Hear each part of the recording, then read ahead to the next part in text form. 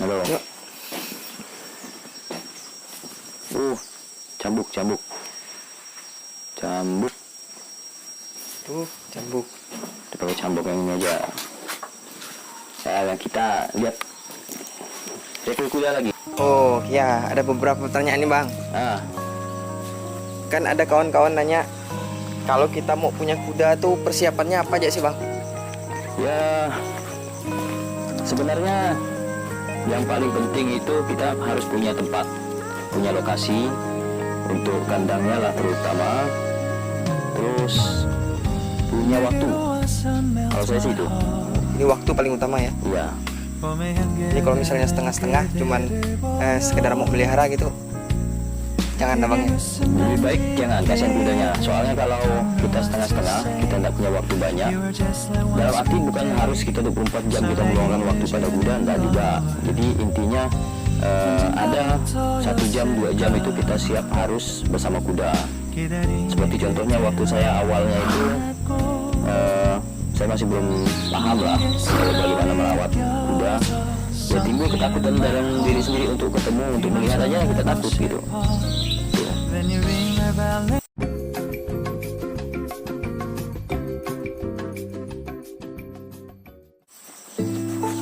Oh iya bang, kalau masalah kandangnya nih, Ya. kira-kira tuh ada standarnya ya bang? Kandangnya intinya sebenarnya kalau menurut standarnya sih 3 kali 4 meter, 3 kali 4 meter persegi. Jadi saya buat ini sekitar 2 kali 3 meter nih.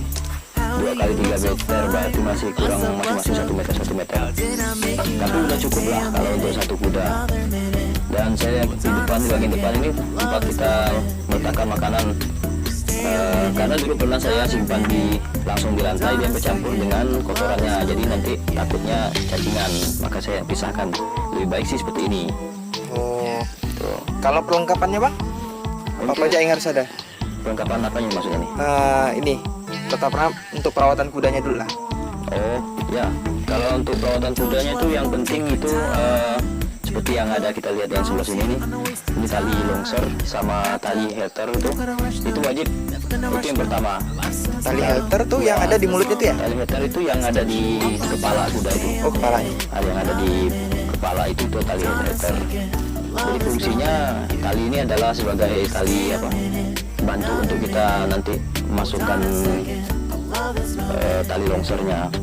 Itu penting. Walaupun kita masih belum punya pelana, tapi itu penting tali itunya. Nah, terus ini bang, pakai apa nih bang alasnya?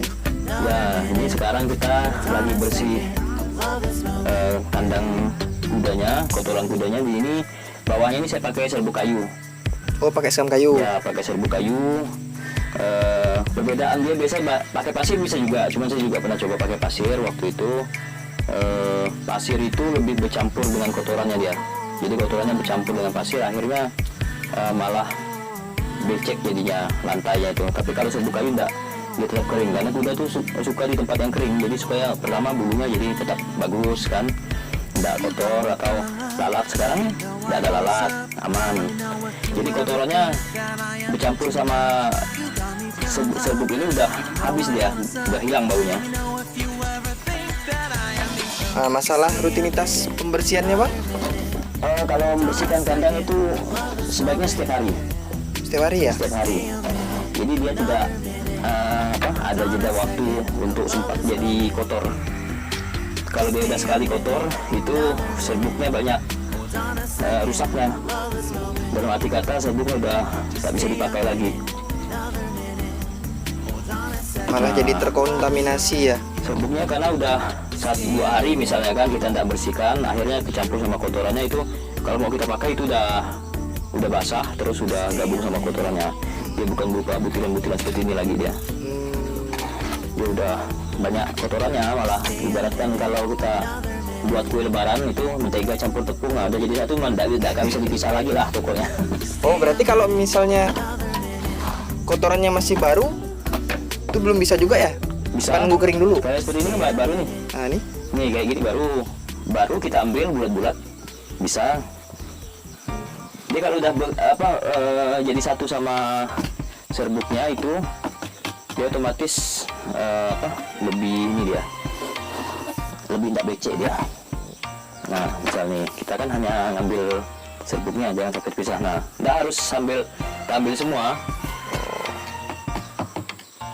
Nah, ini kalau kelamaan kita ambil, ini keburu kutu yang biasa hinggap di kotoran itu, kutu putih-putih, dan itu gatal sekali. Nah ini kalau penyaringnya nih bang, Yang mana? ini bikin sendiri kah beli nih bang?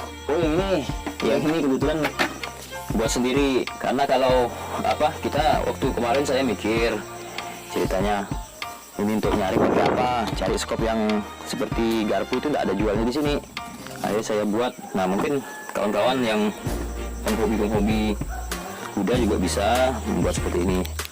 Ini pertama lebih menghemat untuk serbuknya, tidak terkontaminasi oleh kotorannya, dan bisa memisahkan antara kotoran dengan serbuknya. Jadi serbuknya tidak ke bawah. Kalau kita ini kan bisa kita ngambil kotoran, serbuk pun ikut ke bawah. Tapi kalau dari masukkan sini, ya kepisah dia. Diayak lah ya. Ya. Ayak. Oke.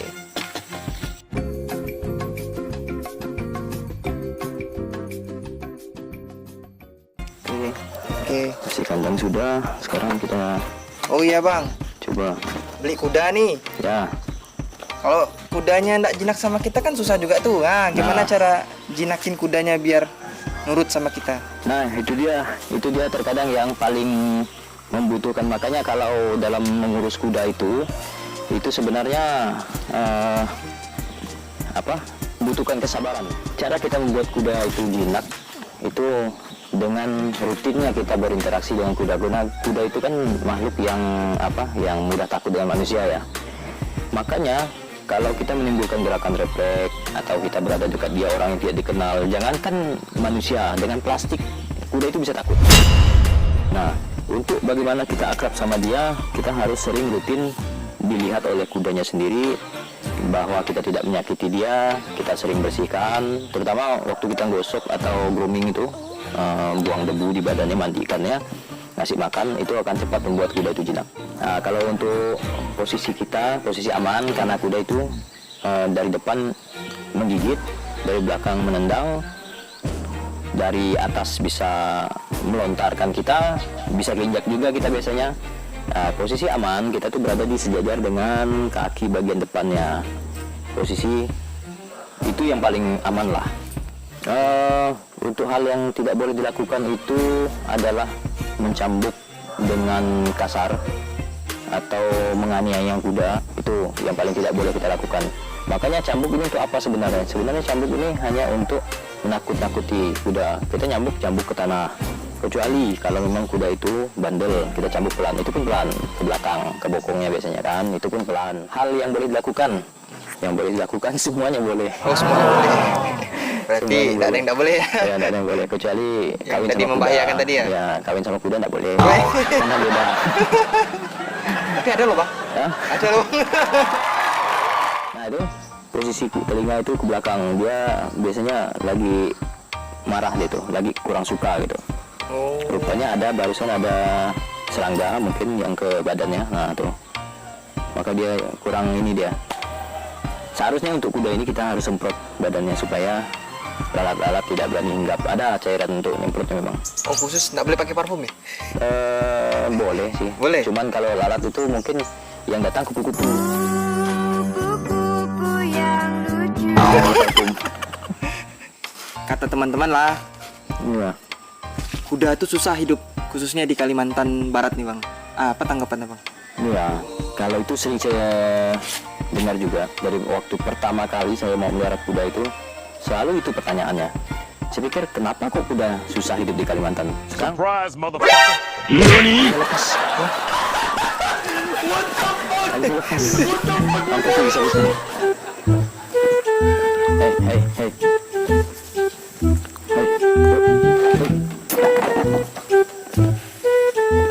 Kau lepas bilang ya.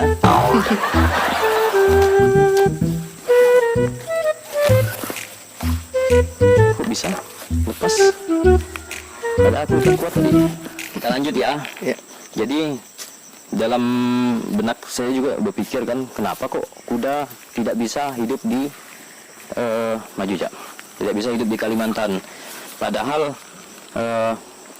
iklim di Kalimantan itu dengan di Jawa itu sama-sama musim hujan, sama-sama musim panas. Oh, makanannya kita tidak punya rumput seperti itu katanya. Saya pikir rumput yang ada di Jawa pun kurang lebih dengan rumput yang ada di tempat kita. Akhirnya saya berpikir, kenapa tidak bisa hidup? Ya, akhir kita coba. Rupanya di Kalimantan Barat itu udah banyak yang melihara, termasuk seperti ke Kabupaten Ketapang, Kabupaten Sanggau juga ada, tapi di kecamatan lain, terus Pontianak. Nah, akhirnya dari situ saya berpikir bahwa sebenarnya kuda kenapa tidak mungkin hidup di Sanggau. Maka saya beranikan diri untuk beli. Nggak ada rencana mau ternakinnya kan? Ya, rencana sih pasti ada. Cuman kita harus cari betinanya lagi, kita harus siapkan kandang satunya lagi. Terus kita harus memiliki keahlian bagaimana cara mengawinkannya. Itu ada risikonya juga soalnya. Kalau betinanya belum mau kawin, jantannya minta kawin, nanti selesai jantannya ini kena tendang. Nah juga untuk yang tadi saya tambahkan masalah kuda, sebenarnya kuda itu seperti kuda Sumba itu kan dia kuda Indonesia ya. Kuda Indonesia, jadi dia udah terbiasa dengan iklim di Indonesia. Iklim sama sekali tidak ada masalah.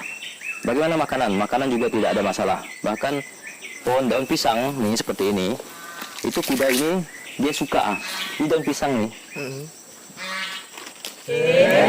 Dia mau.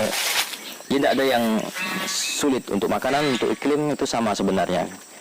Permasalahannya kita masih belum punya tenaga ahli untuk melatih kuda. Kuda ini membutuhkan memang pelatih yang betul-betul, pengurus yang betul-betul memang harus konsisten dalam melatihnya.